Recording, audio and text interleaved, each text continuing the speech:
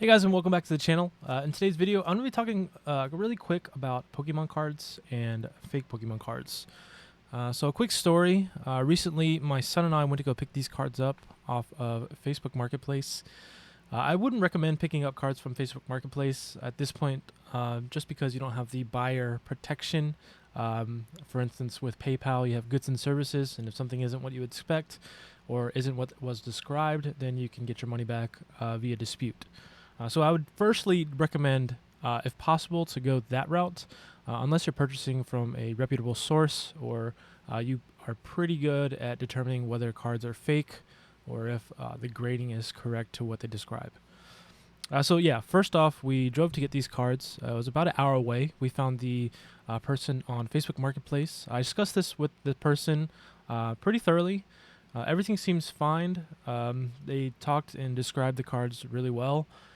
When I got there, when we arrived, about an hour drive, we paid $60 total for these cards, which I think was reasonable for both ends, especially since they weren't the best quality from the pictures. You know, you could see there's some whiting on the corners there. So I get there, I arrive, and a kid pops out. You know, the kid pops out. He's probably about the same age as my son, Rylan, about 10 years old. We get out. I give him the money for the cards. You know, at the time, also, I'm almost like surprised in a way that it's a kid, and I kind of feel guilty that I'm dealing with a kid. But you know, we drove a whole hour there. I just wanted to give this kid the money if he needed the money, and I gave him the money to pay for the cards, get back into the car. I didn't even look at the cards as much as I should have because it was so dark outside. We got there, it was already dark. Little did I know. I would put these away for about 2 weeks after getting home that day. I go back into my cards, I look at them, and I start comparing to some of the actual cards that I have. These cards, when I purchased them, were in the sleeves. So it wasn't really easy to tell the texture unless you pull them out individually. And then as I pulled them out and started looking at them in more detail, I could see that these were 100% fake cards. One of the ways that I could really just explain what to look for, and the most simple is the colors. If you look at these cards here, you can see that this is a blue, but as soon as you go over, you'll see that the comparison between them is very different.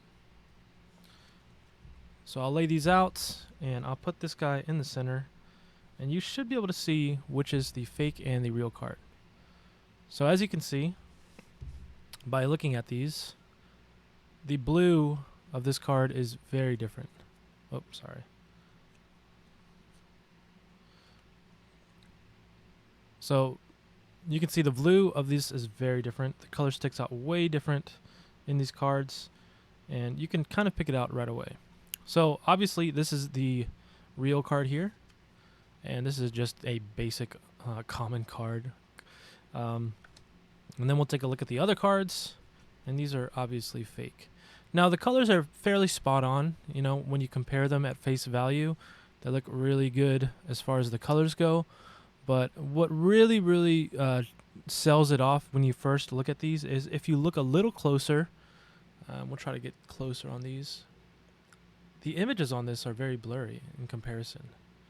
So if you look here, let's take a look at the Charizard. It's very blurry. It's kind of hard to see the detail. But then when we look at this picture, you can see how detailed it is. How detailed these lines are around that image there. How detailed the texture is here.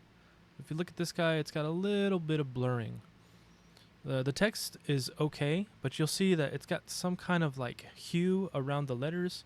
The mega here is very blurry. And even the image just looks like a copy, almost like a scan.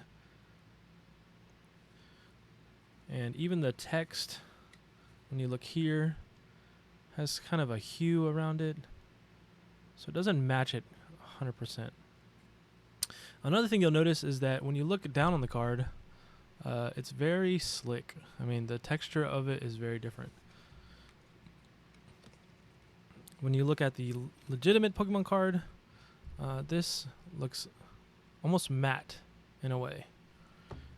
And then when you're feeling the card, This cardboard is a lot more stiff and kind of goes back to its original shape, whereas if you bend this one, it kind of stays at that bent shape. You see? So it's easier to bend, more malleable, and it doesn't look and feel the same. And you really have to get your hands on it to feel it. Unfortunately, most of the time though too, especially for me, I don't like to take my cards out of the top loaders, especially if it's a more rare one. So that's something that I'll have to figure out in the future how to counteract. A lot of times too, you have card sleeves where the back is covered, so you're unable to compare the back of the cards. And this is why I say it's best to pay via PayPal goods and services if possible, if you cannot look at the cards. If you cannot look at the cards, if you can't touch the cards, if you cannot get them out of their sleeve, or you can't get them to where you can see the textures like so, I would definitely recommend purchasing a different way. So this one right here is the Charizard, of course. Everybody knows this card. It is nowhere near where it's supposed to be. This guy right here is supposed to be textured around the corners, and it's just way off. You'll see also that the centering is really bad. On the back, you'll see the centering on this is really bad. So just some more tells. In comparison also, and this goes with the back, this guy is very dark compared to this one. The Pokeball looks almost like it's got a blue shade to it. It looks like they tried to color match some of it, but it just didn't work out. But yeah, that's the video for today, guys. I just wanted to share my experience, my ways that I'm able to tell fakes, and I would definitely recommend to pay via PayPal goods and services, or a way that is more secure for you, just to keep yourself safe and to make sure that when you're investing in Pokemon cards, you aren't wasting your money and you're not taken advantage of.